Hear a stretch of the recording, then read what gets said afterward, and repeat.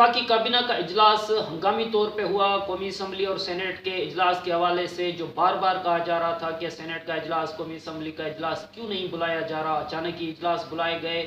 وزیر اعظم صاحب کے حوالے سے بھی بہت دنوں سے یہ ایک مطالبے کی صورت اختیار کر چکی تھی کہ پارلیمنٹ میں وزیر اعظم صاحب کو آنا چاہیے، اور ساتھ میں ہم نے دیکھا کہ اپوزیشن سے جو روابط حکومتی وفاقی وزراء کے ہیں وہ بھی ہمیں اچانک ہی بہت اچھے لگے۔ کرتارپور میں موجود ہیں، 5 سال سے وہ یہیں پہ ہوں۔ مجھے حیرانگی ہے اگر وہ 5 سال سے وہاں تھا۔ سپریم کورٹ میں چلے گئے، وزیر اعظم ملک میں انصاف قائم کرتا ہے۔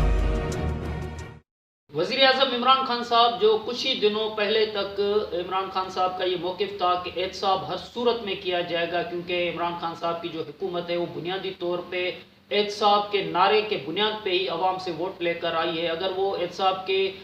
سلوگن سے ہٹ جاتے ہیں تو عمران خان صاحب کے خیال میں وہ عوام کے دیے ہوئے مینڈیٹ کی توہین کریں گے، جس کی وجہ سے عمران خان صاحب یہ سمجھتے رہے کہ احتساب ہر صورت میں کیا جائے گا۔ لیکن عمران خان صاحب ابھی جو خطاب کرتے ہوئے نظر آ رہے ہیں وہ سمجھانے کی کوشش کر رہے ہیں کہ اگر احتساب بیوروکریسی اور ساتھ میں ہم یہ دیکھ رہے ہیں کہ جو معیشت کے ساتھ تعلق رکھنے والے کاریڈورس ہیں، اگر وہاں پہ احتساب ہوگا تو پھر ہماری معیشت بھی آگے نہیں چلے گی اور بیوروکریسی بھی آگے نہیں چلے گی۔ عمران خان صاحب کو سنیے کہ عمران خان صاحب پہلے کی نسبت احتساب کے موجودہ صورتحال یعنی نیب آرڈیننس کے بعد کی صورتحال سمجھاتے ہوئے نظر آ رہے ہیں۔ ہے کہ ہمارا گورننس سسٹم ٹھیک ہو، گورننس سسٹم کے اندر فیصلے تیز ہوں،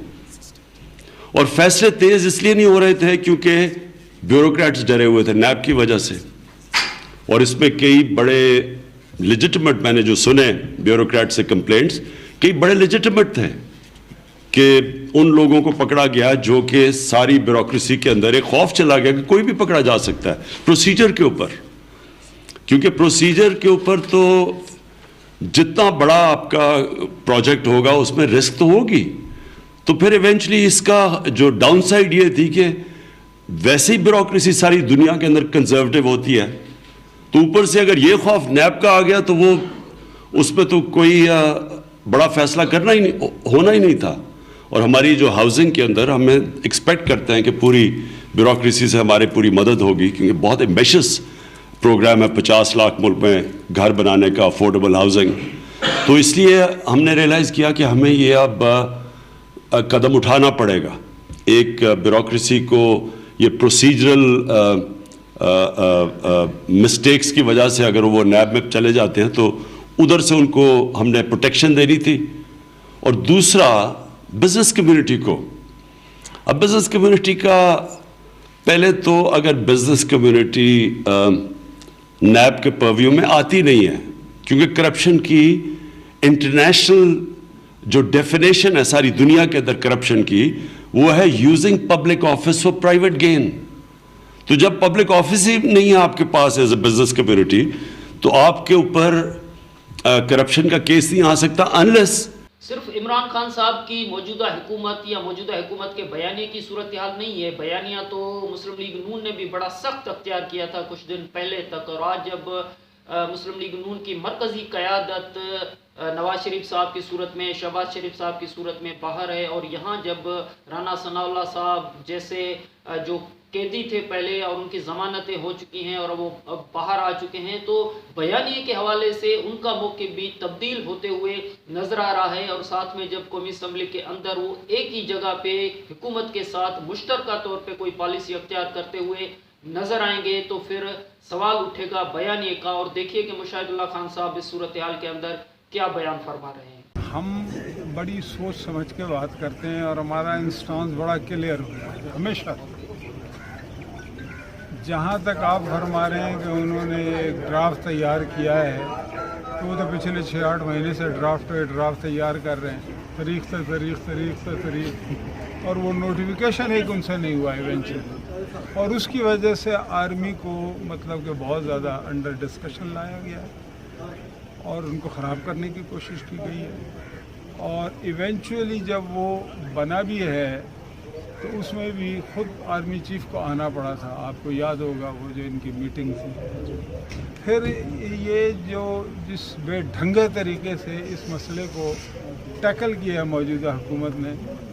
اس پہ چیف جسٹس آف پاکستان نے یہ کہا نا کہ وزارت قانون کے لوگوں کی ڈگریاں چیک کرنی چاہیے، تو ڈگریاں تو ابھی تک چیک کی نہیں۔ اس کا مطلب ہے کہ وہی لوگ جو ہے وہ جنہوں نے ماضی میں 6 مہینے تک خراب کیا تھا، نوٹیفیکیشنز کیے تھے، وہی کریں گے نا۔ تو وہ کریں گے تو وہ تو درست نہیں کریں گے۔ ہمارا ایک فنڈامنٹل جو انسٹانس ہے وہ یہ ہے کہ فوج کو کنٹروورشل نہیں کرنا چاہیے، انہوں نے کیا ہے، ٹھیک ہے، کیونکہ وہ ایک اہم ادارہ ہے، باقی مسائل اپنی جگہ ہے، لیکن ایک ادارہ ہے اہم، ملک کا بڑا خاص تعلق ہوتا ہے، تو اس کو آپ کنٹروورشل زیادہ نہ کریں ان چیزوں میں۔ مسلم لیگ نون کی قیادت ہو، پاکستان پیپلز پارٹی کی قیادت ہو، پہلے ہی دن آپ نے دیکھا کہ جیسے ہی تبدیلی سرکار آئی، عمران خان صاحب نے حکومت چلانا شروع کی، تو یہ سب سے زیادہ چیز جو زیر بحث رہی، نیب کے قوانین کے حوالے سے اپوزیشن کہتی رہی انتقامی سیاست ہو رہی ہے، معیشت کی صورتحال بھی ڈسکس ہوئی۔ ہم نے دیکھا کہ احتجاج ہوتے رہے معیشت کے کوریڈورز کے حوالے سے، FBR کے سامنے احتجاج، قومی اسمبلی کے اندر سوالات اٹھتے رہے کہ عمران خان صاحب قومی اسمبلی میں کیوں نہیں آ رہے، پارلیمنٹ کو اتنی اہمیت کیوں نہیں دی جا رہی، پارلیمانی کمیٹیز کو اتنی اہمیت کیوں نہیں دی جا رہی، اور ساتھ میں ہم نے یہ بھی دیکھا کہ آج آپ یہ صورتحال دیکھیں کہ الیکشن کمیشن کی تشکیل کا معاملہ، پارلیمانی کمیٹی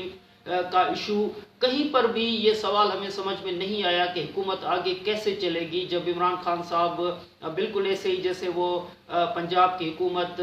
IGs کے معاملات اور بہت سارے اور ایشوز جیسے کہ احتساب کا ایشو ہے، عمران خان صاحب کی حکومت، خاص طور پہ آپ مراد سعید صاحب کے فارمولے کو دیکھیں کہ جیسے ہی مراد سعید صاحب پارلیمنٹ میں خطاب کرتے تھے تو صورتحال کیا نظر آتی تھی۔ یہی بات ہم پہلے دن سے کہتے ہوئے آپ نے ہمیں سنا بھی ہوگا، اور ہم نے بہت ساری جگہوں پہ یہ سوالات بھی کیے کہ یہ سلسلہ کیسے چلے گا، کہ آپ نے ایک وکٹ سے یا ایک بال سے 2 وکٹیں گرانے کے سلوگن کو لے کر اگر آگے چلنا ہے تو پارلیمنٹ کیسے چلے گی، الیکشن کمیشن کیسے تشکیل پائے گی، پارلیمانی کمیٹیز کے جو معاملات ہیں وہ کیسے آپ آگے لے کر چلیں گے، جب خود وزیر اعظم کی حیثیت میں آپ پارلیمنٹ کے اندر نہیں آئیں گے تو پھر یہ معاملات کیسے چلیں گے۔ آپ نے دیکھا کہ نیب کے ذریعے ہم نے دیکھا کہ بریگیڈیئر اسد منیر صاحب جیسے لوگوں نے خودکشی کی، پروفیسرز کو جو ہے وہ لاشوں کو ہتھکڑیاں لگتے ہوئے تصاویر سامنے آئی۔ تو یہ ایسی صورتحال تھی جہاں پہ ہر طرف سے، یہ صرف آصف زرداری صاحب یا نواز شریف صاحب کا ایشو نہیں تھا، مسلم لیگ نون یا پیپلز پارٹی کا ایشو نہیں تھا، بلکہ ہم نے دیکھا کہ یہ معیشت کی صورتحال تھی، بیوروکریسی کی صورتحال تھی، IGs کی صورتحال تھی، IMF کے پاس جانے کے بعد جو ملک کے اندر مہنگائی کی صورتحال تھی، یہ تمام تر ایسی صورتحال تھی کہ اب جہاں پہ آ کے ہم کھڑے ہیں، اب عمران خان صاحب یہ سمجھ رہے ہیں، یا جو ماحول اب بن چکا ہے وہ بالکل گول میز کانفرنس کی طرح کا ماحول ہے، جو پہلے میاں رضا ربانی صاحب سینٹ کے چیئرمین ہوتے تھے تو بیان فرمایا کرتے تھے کہ سب کو مل بیٹھ کے معاملات کو حل کرنا پڑے گا۔ تو جب آرمی ایکٹ کی منظوری کا ایشو آیا تو ہم نے دیکھا کہ وفاقی کابینہ کا اجلاس بھی بہت ہی ہنگامی طور پہ بلایا گیا۔ وفاقی کابینہ کے اجلاس کے بعد ہم نے دیکھا کہ قومی اسمبلی سینٹ کے اجلاس بھی ہوئے۔ تو یہ اگر معاملات عمران خان صاحب کی حکومت جو کہ اب ان ہاؤس تبدیلی اور عمران خان صاحب کے حکومت یعنی نئے الیکشن کی صورتحال میں بھی بحث ہوتے ہوئے نظر آ رہی ہے، اگر یہ عمران خان صاحب کی حکومت پہلے دن سے ہی اگر آرمی ایکٹ کی منظوری کے حوالے سے وہ مل بیٹھ سکتی ہے، اگر مراد سعید صاحب اور باقی جو وفاقی وزراء جو ایک بال پہ 2 وکٹیں گرانے کی ضد پہ ہیں ان کو پیچھے کر کے پرویز خٹک صاحب اور باقی جو وفاقی وزراء ہیں ان کو آگے مذاکراتی کمیٹی کے ذریعے رہبر کمیٹی سے جا کے ملے، زرداری ہاؤس میں جا کے ملے، مسلم لیگ نون سے جا کے ملاقاتیں کرے، اگر پہلے دن سے ہی عمران خان صاحب کی حکومت ایسے چلتی تو آج شاید صورتحال بہت ہی مختلف ہوتی۔ معیشت کے حوالے سے جو فیصلے پہلے دن کیے گئے اور بعد میں ہم نے دیکھا کہ ملک کے اندر جس طریقے سے احتجاج ہوئے، FBR کی آفس کے سامنے ہم نے دیکھا کہ اسلام آباد سے لے کے لاہور تک اور پورے ملک کے اندر جس طرح